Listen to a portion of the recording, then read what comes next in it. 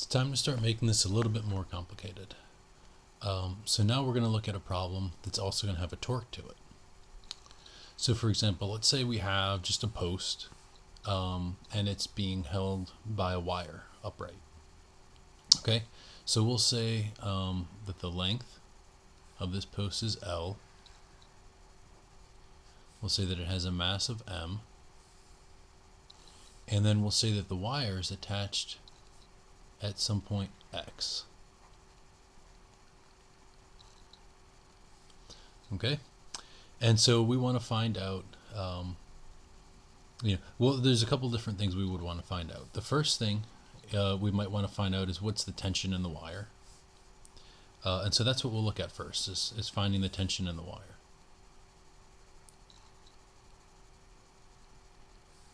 Okay, so how would we do this? Well, just like we saw before, the first thing we can do is we can sum up the forces.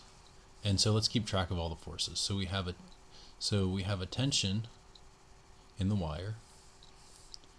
We have gravity, which is going to be acting on the center of mass. And then we also have a force from the wall. We're going to have a force from the wall that's pushing out against the bridge. And so we'll call that FWX. And we'll also have another component, force on the wall Y, because it's attached here, so it's going to be, partly holding it in the Y direction and partly holding it in the X direction. Okay, and so these are all the forces that are going to be acting on this. So if we write our sum of forces, we see that we have F net is going to be, so we'll go from left to right. So we have the force on the wall, so force on the wall X, force on the wall Y, plus 0 minus mg, because gravity's acting down, plus we have the tension. Oh, so we'll say that we have, we'll call this some angle theta.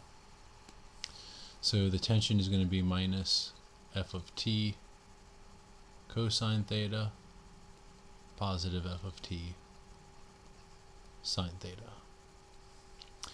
Okay, so and of course the sum of the forces is 0. So this tells us a couple things. The first thing it tells us is that we can write the force on the wall. We see FWX is just equal to Ft cosine of theta, and the Y component is Ft sine theta minus mg.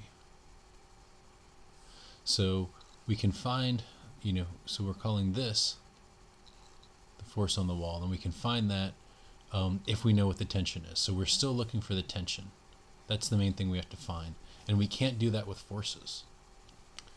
Okay, so first let's think about why there's a torque. So if you can, imagine, even though there isn't a hinge here, if this cable was to snap, right, then this would just fall down. But let's say we just made it a little longer, we made it a little looser. Then you can imagine that this post would start to go down, at some angle, kind of like this, right? It might slide down the wall, but if we had enough friction here, it would just, kind of slide down something like that. And then, eventually as we made it long enough, there would be enough to overcome friction, it would just kind of fall over. But we can treat this point here where it's acting on the wall as the pivot point. And so if we do that, we see that now we can go from our net force equation to a net torque equation. And so we'll just go term by term. So the first term was the term on the wall. And remember that torque is R cross F. Well, in this case, the R is 0. So there's no torque due to the wall because it's acting at the pivot point. And we're going to do this in 3 dimensions because remember torque is a 3-dimensional vector, and it's going to be perpendicular to the vectors, to the plane that we're in. Okay, so we know we're not going to have any x or y components because torque is always going to be, for something rotating in the xy plane, torque is always going to be in either the plus or minus z direction. Right? And so we remember that for torque, if it's something that's going counterclockwise in the xy plane, then this is telling us that torque is in the positive z hat direction. And if we're going if we're going clockwise, then torque is in the minus z direction. And so we see that we have, so we can, I'll redraw this a little bit. So we'll just draw this with just the forces now. So we have mg coming down, and I'll redraw the tension.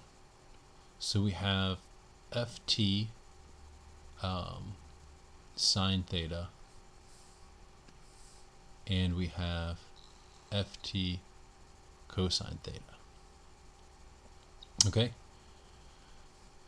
so notice, so we'll draw those forces on here. So we come to this point and we say we have this force ft cosine theta, and we have this force ft sine theta, right? And these are the only forces left that are acting on the beam. Okay, so first we're looking at the gravity, and so we see that the angle here is 90 degrees. And so remember that torque, the magnitude of torque, is just the magnitude of r, magnitude of f, sine theta, where theta is the angle between them. Well, in this case, this is our r, right? Our r is always going to be in this direction. It's going to be this vector. So it's actually this vector here. So it's L over 2 times mg. Sine theta is 1. But now notice this is going in the clockwise direction, so we have a minus sign. So make sure you understand where all of this is coming from, because this is kind of the key to this unit. So we're just saying that the cross product is the cross product between two vectors that have a 90-degree angle between them is just the length of the two vectors. It's just the multiple of them. So r, so in this case L over 2, which is this distance, times mg. And then we have the sign because it's going clockwise. And then for our other components, we notice that the first component, the cosine theta opponent, has torque equal to 0, because sine theta is, in this case, is 180 degrees, but sine of pi, which is sine of 180 degrees, is equal to 0. There's no torque due to this, because, and remember that that's part of the definition of the cross product, right? Is if we have two vectors that are parallel to each other, then the cross product is 0. So we don't even care about that component. All we care about now is the second component. Okay, in this case R is just L, so our torque is just L times f of t sine theta. We set that equal to 0. Okay, so it took a little while to get this, because we had to think about angles a little bit, and we had to think about which vectors are disappearing and vanishing. So the key to this was really taking our tension force, splitting it up into its two components, and then getting rid of the component that has no net torque, right? So we just end up, in the end, we have a picture that looks like just a bar with one force, mg, acting at a distance L over 2. And then a second force, Ft sine theta, acting at a distance L. Okay, so what this tells us and what we see in terms of the equation up here is that just means that L Ft sine theta, and I apologize, this should not be an L. Because we aren't having this act there. So this is not an L and this is not an L. Remember up here, we call that distance x. So this should be an x times Ft. And this should be an x here. So we have x Ft sine theta is equal to L over 2 mg. So in other words, we see that the tension force is equal to L mg over 2x sine theta. Okay, so now we found our tension, and now we can take this and we can plug this back in to the force on the wall, and so we see that this is L mg over 2x cotangent theta in the x direction, and just L mg over 2x